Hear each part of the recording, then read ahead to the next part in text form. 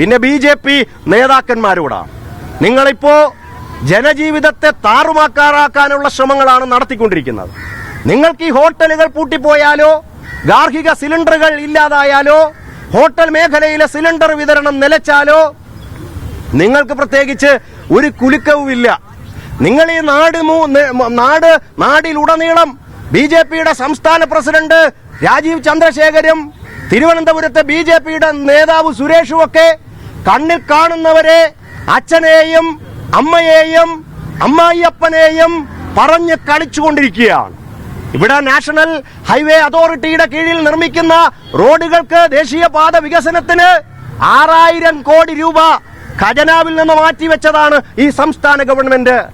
ഇന്നലെ ഉദ്ഘാടനം ചെയ്യപ്പെട്ട അത്തരം പദ്ധതികളുടെ പ്രവർത്തനത്തിലേക്ക്, ഉദ്ഘാടന ചടങ്ങിലേക്ക് സഖാവ് PM മുഹമ്മദ് റിയാസിനെ, കേരളത്തിന്റെ പൊതുമരാമത്ത് വകുപ്പ് മന്ത്രിയെ വിളിച്ചില്ല, അദ്ദേഹത്തെ ക്ഷണിച്ചില്ല, അദ്ദേഹത്തെ വേദിയിലേക്ക്, അദ്ദേഹത്തെ പരിപാടിയിൽ ഉൾപ്പെടുത്തിയിട്ടില്ല.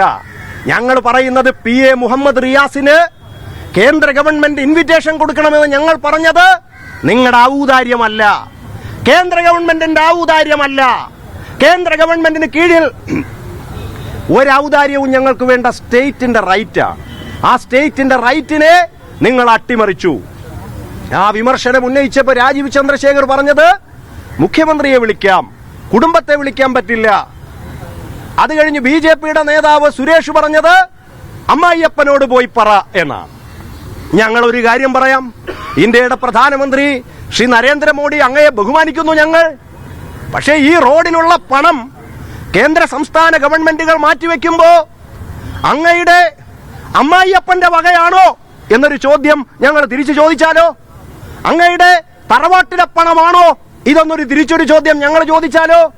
സുരേഷ് സഖാവ് PA മുഹമ്മദ് റിയാസിനെ ആക്ഷേപിച്ചുകൊണ്ട് അമ്മായിയപ്പനോട് പറയാനാണ് ആക്ഷേപിക്കുന്നത്. ഞങ്ങൾ ചോദിക്കുന്നു, ഈ പണം സുരേഷേ നിങ്ങളുടെ അമ്മായിയപ്പന്റെ പണമാണോ എന്ന് ഞാൻ ചോദിക്കുന്നില്ല.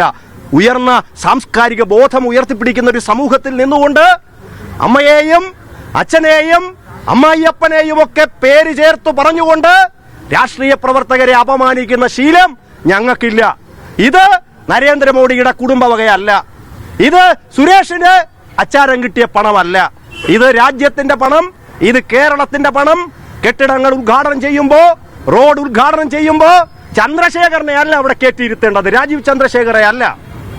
നിയമപരമായി പ്രോട്ടോകോൾ പാലിച്ചുകൊണ്ട് നിലപാടുകൾ സ്വീകരിക്കണം, അതാണ് ഞങ്ങൾ ആവശ്യപ്പെടുന്നത്. അതുകൊണ്ട് ഞാൻ ഓർമ്മിപ്പിക്കുന്നു, ഈ രാജ്യം ഭരിക്കുന്ന BJPയോട് ഞങ്ങൾ ആവശ്യപ്പെടുന്നു, നിങ്ങൾ ഇവിടെ നാട്ടുകാരെ തെറി വിളിക്കാതെ, രാഷ്ട്രീയ നേതാക്കന്മാരെ പുലഭ്യം പറയാതെ ഇവിടെ പാചകവാതക സിലിണ്ടർ വിതരണത്തിലുള്ള നടപടികൾ അടിയന്തരമായി സ്വീകരിക്കണം.